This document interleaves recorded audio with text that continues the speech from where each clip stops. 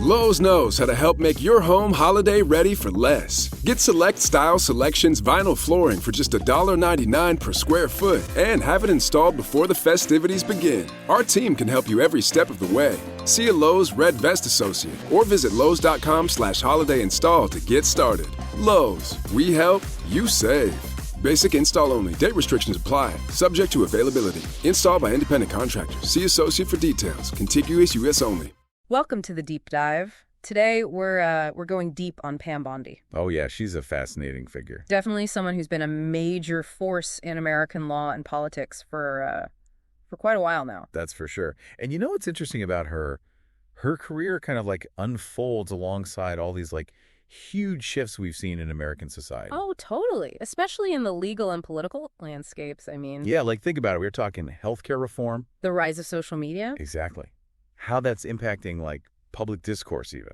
So much has changed just in the past couple of decades. Right. And she's been right there in the thick of it. She has. So our goal today is to give you, the listener, a well-rounded understanding of Pam Bondi. Absolutely. Her journey, her successes, her controversies. Got the whole picture. And to help us do that, we've got a whole bunch of sources to draw on today. Oh yeah, a range of perspectives for sure. Got to get that balanced view right. Definitely. So let's start at the beginning. Pam Bondi was born in Tampa, Florida. Oh, 1965. So yeah, a true Florida native. Through and through. She got her undergrad at the University of Florida and later her law degree from Stetson University College of Law. Oh, wow. So all those years spent in Florida's like academic institutions. Yeah, I wonder if those early years in Florida kind of shaped her approach to law and politics. It's got to have had some influence, right? I mean, think about it. Totally makes you think. She starts out as a prosecutor in the Hillsborough County State Attorney's Office. And it's not just like minor offenses either. No, not at all. She's involved in like a whole range of cases. Really? Like what kind? Everything from like domestic violence to capital offenses. Whoa, that's Yeah. a lot of responsibility, especially right out of law school. Yeah, talk about trial by fire. No kidding. I bet those early experiences really like honed her legal skills. Yeah, and gave her a deep understanding of like how the legal system in Florida works. Right. Which, I mean, that experience probably proved invaluable when she became Florida's 37th Attorney General in 2010. Oh yeah, that was a big deal. Huge. And she was the first woman to hold that position, too. Wow. So she was already breaking barriers. And making waves in Florida politics. And her time as Attorney General, she served 2 terms, right? 2 terms. And during those years, it seems like it was marked by some significant accomplishments, but also some pretty heated controversies. Yeah, there were definitely both sides to that coin.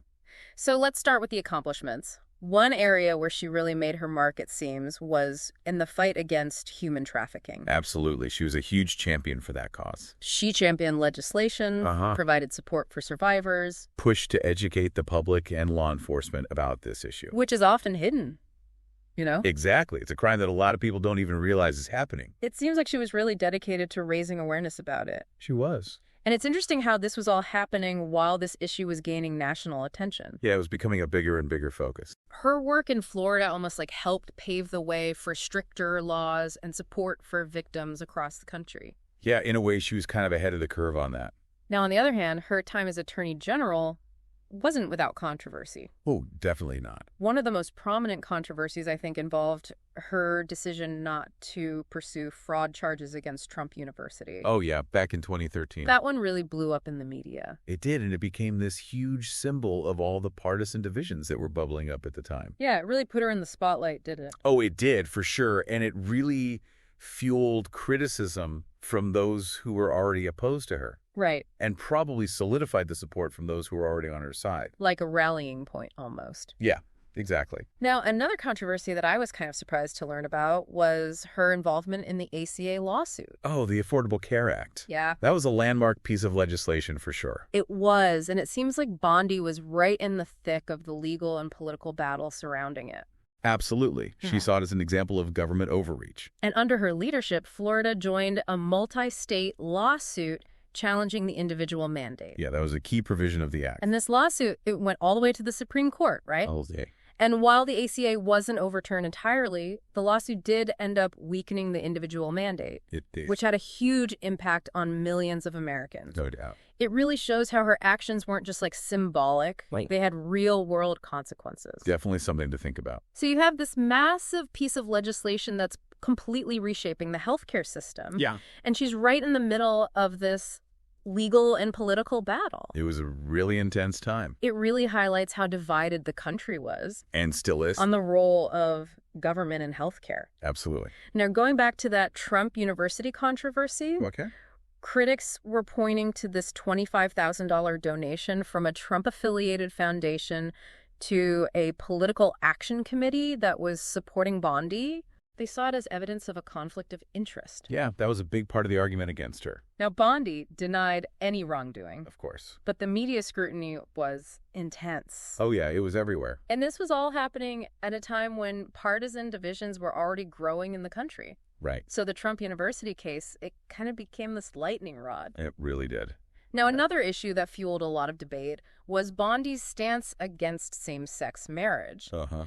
She publicly argued in favor of upholding Florida's ban on same-sex marriage. And at the time, that aligned with a lot of conservative viewpoints. It did, but as public opinion started to shift, her stance was seen by many as increasingly out of step with like the changing social landscape.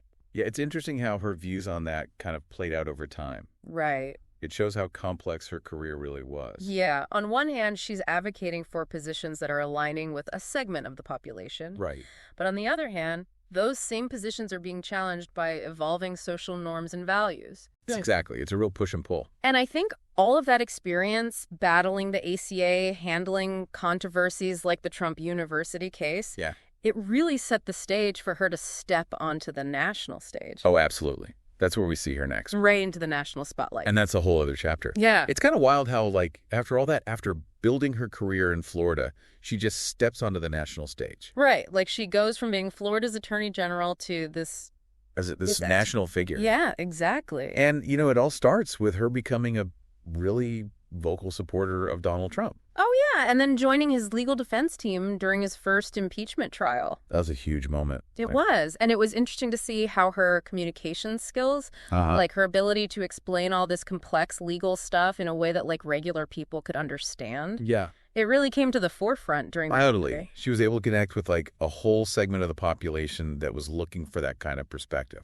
And she became a regular on conservative media outlets, Oh, for sure. which, you know, that was all happening alongside the surge in conservative media. Yeah, there were like all these new outlets and personalities popping up. And Bondi was able to really tap into that and like solidify her position as a leading voice in the Republican Party. It was a perfect storm, kind of. Now, while all that's going on, she's also still advocating for causes she cares about, Oh, yeah, she never stopped doing that. like human trafficking and the opioid crisis. Two really critical issues. Huge problems facing communities all across the country. And it's important to note, she didn't just like give speeches or make appearances. No, she was really trying to connect public awareness to policy changes. You wanted to see action. Exactly. She wasn't just talking about these issues. She was trying to make a difference. And that's commendable, I think. It is, but some people argue that all the controversy in her past, like the Trump University stuff, Yeah, it kind of overshadows the good work she did. it's a valid point, for sure. It makes you wonder how all those contrasting elements play into her legacy.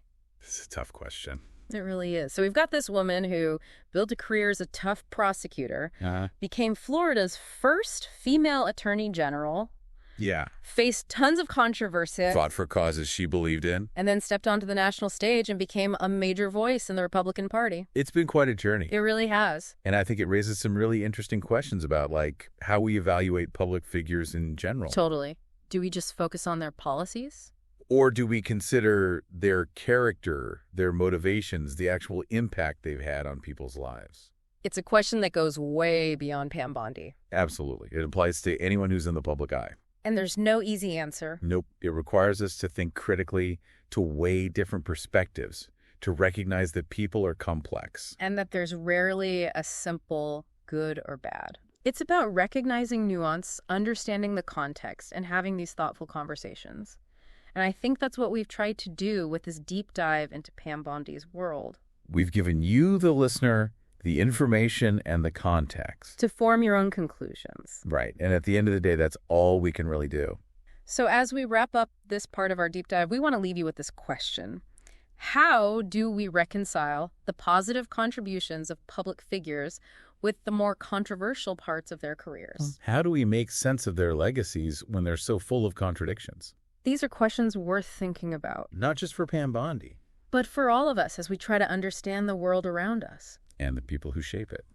So we're back, and we've been really getting into this whole story of Pam Bondi. It's such a fascinating case study, you know? It is, this journey that's taken us from like the Florida courts all the way to national politics and even the Supreme Court. Yeah, and you know what strikes me?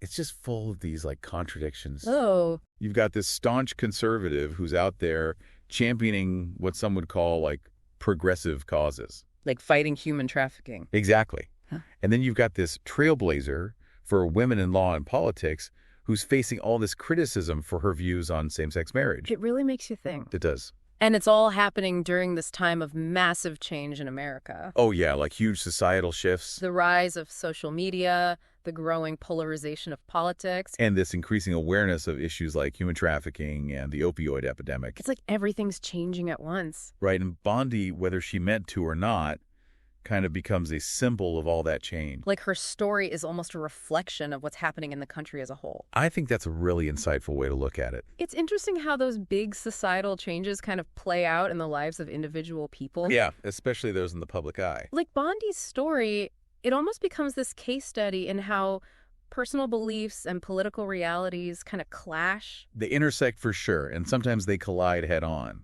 And that brings us back to this question of like, what is her legacy? How will she be remembered? And it's a tough question to answer. It is, because there's no easy answer. Right. It forces us to ask, how do we even judge public figures? Yeah. Like, what are the criteria? Do we only look at their policies?